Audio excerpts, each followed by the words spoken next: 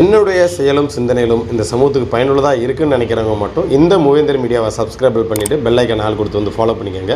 மூவேந்தர் மீடியாவுக்கு உதவணும்னு நினைக்கிற உறவுகள் கீழே கொடுக்கப்பட்டுள்ள வாட்ஸ்அப் நம்பருக்கு தொடர்பு கொள்ளுங்கள். நன்றி. கீர்த்தியாவின் படுகொலைக்கு நீதி கேட்டு தமிழர் நீதி கட்சியின் நெல்லை மாவட்ட செயலாளர் அழகுராஜா அவர்கள் கண்டன உரையாற்றுவார்.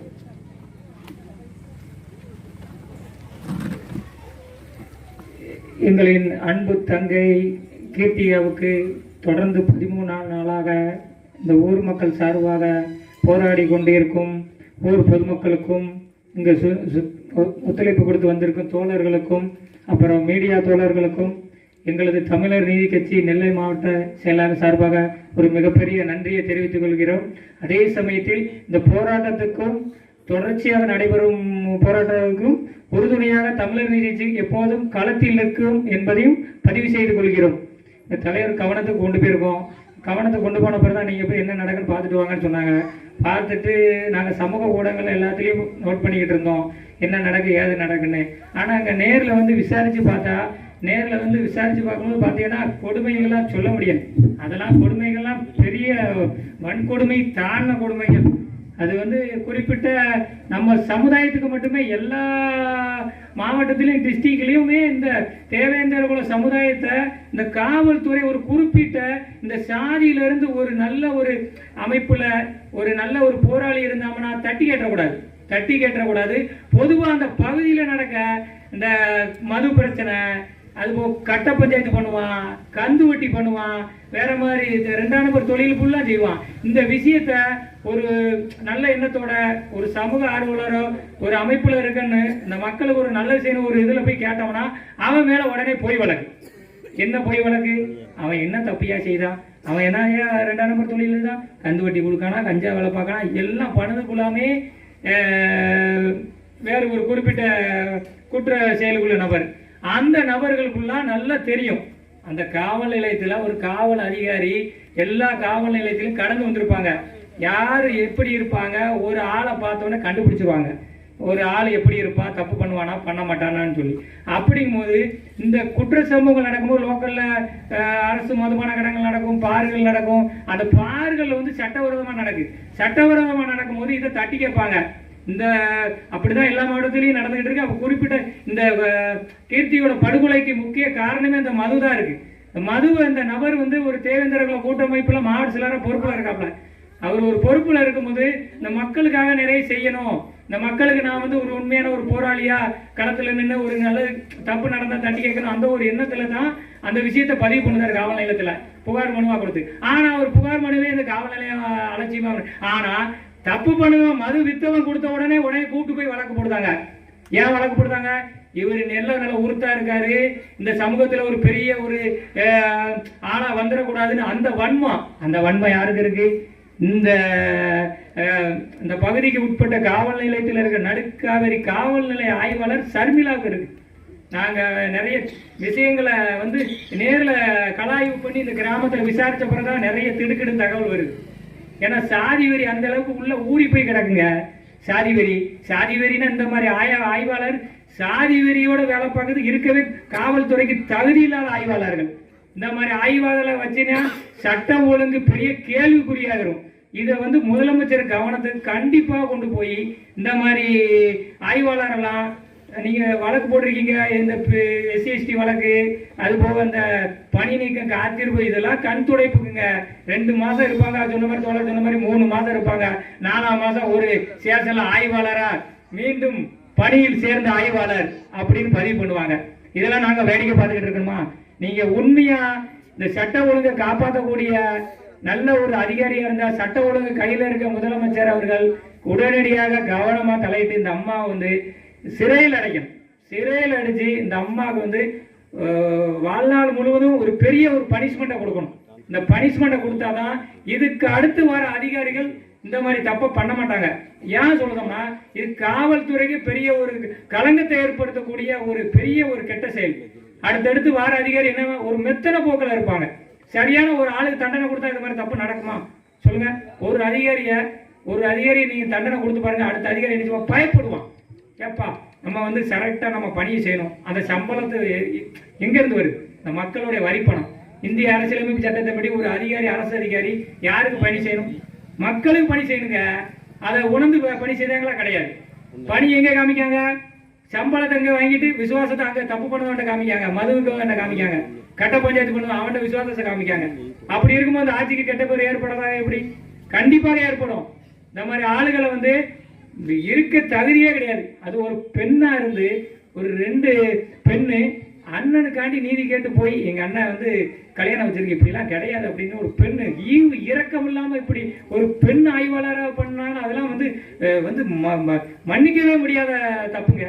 அதெல்லாம் நம்ம வந்து ஜீரணிக்க முடியாது. அதெல்லாம் ஒருபோதும் விட மாட்டோம். அவங்களுக்கு வந்து கடுமையான சட்டப்படி காவல்துறையில் ஒரு பக்கம் அவங்கள தப்பிக்க வைக்கிறதுக்கு வந்து முழு இதெல்லாம் நடக்கும்.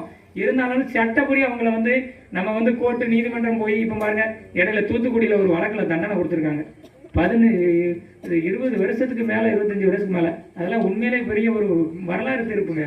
லாக்அப் டெத்தில் நம்ம சமூக போராளி தான் ஒரு ஆள் பொய் வழக்கில் போய் போட்டு இது பண்ணி.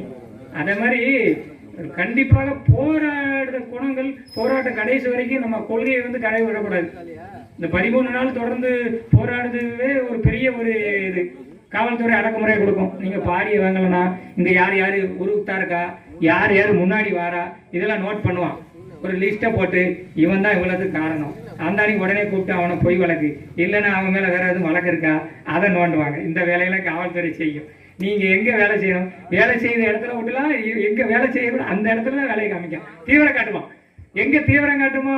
தப்பு பண்ணுவான், மது வைப்பான், அவனை பிடிக்கவே மாட்டான், அதுல தீவிரமே காட்ட மாட்டான். பப்ளிக்கா வைப்பாங்க. அவன் எல்லைக்கு உட்பட்ட பகுதியில் பப்ளிக்கா நடக்கும். நைட்டு 10 மணிக்கு கடை அடைச்சிருவாங்க. 12 மணி வரை பப்ளிக். காலையில் போனீங்கன்னா வாங்கிக்கலாம். அவர் சொன்ன மாதிரி சரக்கை வாங்கி ஒரு ஊர்லயே வச்சிருக்காங்க. ஒரு ஊர்லயே வச்சுக்கிட்டே விற்கான் பப்ளிக்கா. மாமூல் போகுது எல்லாம் தெரியும். ஆனா அங்க இருக்க லோக்கல்ல இருக்க காவல் நிலையத்தில் இருக்க அந்த உளவு பிரிவுன்னு ஒரு பிரிவு இருக்குங்க. அதெல்லாம் செயல்படுதா என்னன்னு தெரியல. முதலமைச்சர் கொண்டு இன்னும் கொஞ்சம் தீவிரப்படுத்தணும். தீவிரப்படுத்தி அங்கங்க ஆளுகளை போட்டு பார்க்கணும். இந்த உளவு பிரிவு சேசல்ல தனியா ஒரு சிஐடிலாம் இருக்கும். இதெல்லாம் என்னன்னா கண்காணிச்சு யார் யாரு தப்பு பண்ணுதான்னு சொல்லி கொடுக்குதாங்க அவங்களுக்கு வேலை. அவங்க என்ன செய்தாங்க?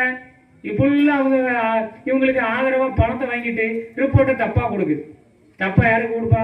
நம்ம ஆளு ஒரு போய் பிரச்சனை போய் சேஷன்ல போய் பேச முடியல. சார் இப்ப இந்த இடத்துல தப்பு நடக்கு சார், ஒரு மனு கொடுத்துடக்கூடாதுங்க. ஒரு இந்த அதிகாரி தப்பு பண்ணுதாப்ல, இந்த அதிகாரி சரியில்லை. அப்ப எங்க போவாங்க? மேல அதிகாரி போவாங்க, எஸ்பி கிட்ட போவாங்க. நேரா எஸ்பி கிட்ட போய் ஒரு மனு கொடுக்காப்ல. அந்த மனு கொடுத்தா உடனே என்ன சொல்லுவாங்க? உடனே நேரம் அவர் போட்டுவாரு. ஒன்றும் எல்லாம் மனு கொடுத்தா லோக்கெல்லாம் அங்கே சுற்றி இங்கே சுற்றி கடைசியில் சேஷனுக்கு தான் வருது. அது எங்களுக்கு தெரியும் சேஷனுக்கு வரும்னு சொல்லி. அப்போ அந்த அதிகாரி நேர்மையா இருப்பாங்க, விசாரிக்கன்னு சொல்லி கொடுக்காப்புல. அது காவல் நிலையத்துக்கு போகும். காவல் நிலையம் சரியில்லைன்னு சொன்னா டிஎஸ்பி கிட்ட போகும். அப்படி நம்ம விசாரிக்கும் போது அந்த தப்பு பண்ணும் போது தப்பு நடக்குன்னு சொல்லி தான் விசாரிக்க நம்ம சொல்லுதோம். அதை நம்ம மனு கொடுத்துட்டு ஐயோ இந்த சமூகத்தில இருந்து இந்த பல்லப்பைய எப்படிதான் மனு கொடுத்துட்டான், இவன் எப்படி இருந்திருக்கான், இந்த ஊர்ல இவன் எப்படி இது பண்ணிடுவான், நானும் பார்த்துருந்தேன் அப்படின்னு சொல்லி அந்த அந்த காவல் நிலையத்தில் இருக்க ஆய்வாளருக்கும் கூட இருக்க ஆய்வாளருக்கும் எல்லாம் ஒரே கூட்டு களவாணி தான். ஒரே ஊர்ல ஊர்ல குட்ட மாட்டதான். நம்ம இவங்களை வந்து அவங்க ஆனா நல்ல அதிகாரி இருக்காங்க. நல்ல அதிகாரி உண்மையிலே சொன்ன நடவடிக்கை அதிகாரி இருக்கத்தான் செய்தாங்க. அதுவும் ஒரு சில அதிகாரி இருக்காங்க, அவங்களெல்லாம் நம்ம குறை சொல்லல. நல்ல அதிகாரிகள் எப்போதும் நம்ம சப்போர்ட் ஆதரவு எல்லாம் உண்டு.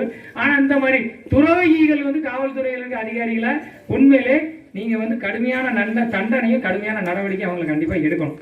எடுக்கிறதுக்காண்டி தான் இந்த போராட்டத்தை வந்து நாங்கள் எடுத்திருக்கோம். நீங்க நடவடிக்கை எடுத்தீங்கன்னா நாங்கள் போராடவே மாட்டோம். போராட்டத்தை தூண்டுதே இவங்க தான், இந்த மாதிரி ஒரு சில அதிகாரிகள் தான்.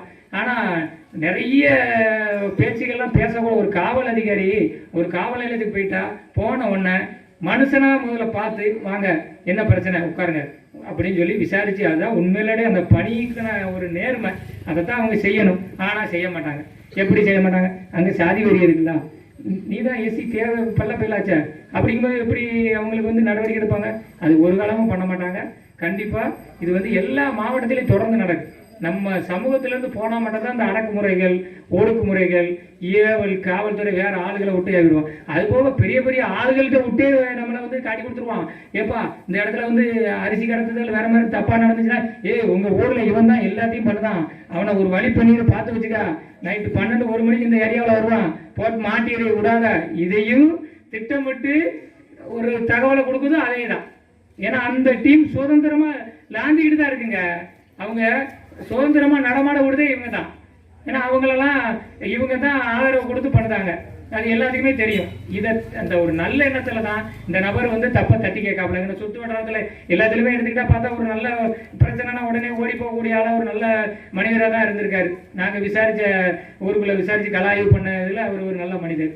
ஆனால் அந்த கூட பிறந்த சகோதரருக்காண்டி போய் சேசலில் போய் உண்மையிலே அவங்ககிட்ட வாக்குவாதம் பண்ணி இந்த சமூகத்திலேருந்து இப்படி போய் பேசி உண்மையிலே அவங்க வந்து போலியாக நாடகம் ஆடுதாங்க. இந்த பொண்ணு வந்து சும்மா வந்து இதெல்லாம் இப்படி தான் பில்டப் பண்ணுவது இதெல்லாம் பண்ணலன்னு சொல்லி உண்மையிலே மருந்தை குடிச்சிருக்காங்க. அதையும் அலட்சியம் பண்ணியிருக்காங்க. அதையும் காவல்துறை ரொம்ப அலட்சியம் பண்ணியிருக்கு. ஏப்பா சிவப்பு முறை குடிப்பாப்பா அப்படின்னு சொல்லி உண்மையிலே ஒரு இது பண்ணின அந்த தியாகம் வந்து உண்மையிலே வாழ்க்கையில் இதெல்லாம் ஒரு பெரிய வரலாறுங்க. நீங்கள் தப்பு பண்ண வரலாறு வந்து உங்களை மன்னிக்காது. வரலாறு உங்களை மன்னிச்சுன்னு நினைக்கிங்களா? நீங்கள் ஒவ்வொரு தப்புக்கும் பதில் சொல்ல வேண்டியது இருக்கும். பார்த்துக்காங்க. அதுக்கான நேரங்கள் வரும். அந்த நேரத்தை வந்து நாங்கள் போட்டுவோம். இந்த போராட்டம் வந்து அவங்க மீது சிறையில் அடைக்க வரும். இந்த பொண்ணுக்கான ஒரு நீதியை வழங்குது வரைக்கும் இந்த போராட்டம் வந்து ஒருபோதும் ஓயாது, தொடர்ந்து நடைபெற்று கொண்டு தான் இருக்கும். அதுபோல் சுற்று வட்டாரத்தில் இருக்கிற கிராம மக்களும் இதுக்கு ஆதரவு கொடுத்து இந்த போராட்டத்தை வந்து வலிமையடையாக வலுப்பெற செய்யணும். போராட்டம் வந்து நீர்த்து போயிடக்கூடாது. அதே மாதிரி எல்லா மாவட்டத்திலையும் இருக்கும்போது நம்ம அமைப்புகள் தனித்தனியாக எல்லாத்திலையும் இருக்கலாங்க. தலைவர் இருக்கலாம், தொண்டர்கள் இருக்கலாம், எல்லாரும் இருக்கலாம். எல்லா அமைப்புலையும் இருந்துக்காங்க. நீங்கள் எங்களுக்கு மாற்று கருத்தே கிடையாது. ஆனால் பிரச்சனைன்னு வரும்போது ஒன்று கூடி குரல் கொடுங்க. அதுதான் நமக்கு பலன். ஒரு லேசாக ஒரு இதுனா பாருங்க, அவன் ஆகும்னு லேசாக ஒரு விஷயத்தை பிடிச்சிக்கிட்டான். நம்ம இதில் இயக்கங்கள் இருக்கு, தலைவர்கள் இருக்கான். எல்லாம் பிரச்சனைன்னு வரும்போது ஒன்று கொடுங்க. ஒன்று கூடி இப்போ ஒரு கை தட்டுனா ஓசை வராது. ஒரு பழமொழி எடுத்துக்காங்க, 2 கை தட்டாதான் ஓசை வரும். அந்த மாதிரி எல்லா அமைப்புகளும் அங்கங்கே கண்டனம் பதிவு பண்ணணும். கண்டனம் பதிவு பண்ணி அந்த போராட்டம் வந்து எல்லா மாவட்டத்திலையும் நம்ம அன்பு தங்கை கீர்த்திக்காக நீதிக்காக ஒரு பெரிய போராட்டமா நடத்தணும் அப்படின்னு சொல்லி இந்த ஊர் மக்களுக்கும் இங்க வந்திருக்க தோழர்களுக்கும் இயக்கங்களுக்கும் மீடியா சார்ந்த தோழர்களுக்கும் என்னுடைய கட்சி சார்பாக தமிழ் நீதி கட்சி சார்பாக நிலைமான சார்பாக நன்றியை மீண்டும் தெரிவித்துக் கொள்கிறேன்.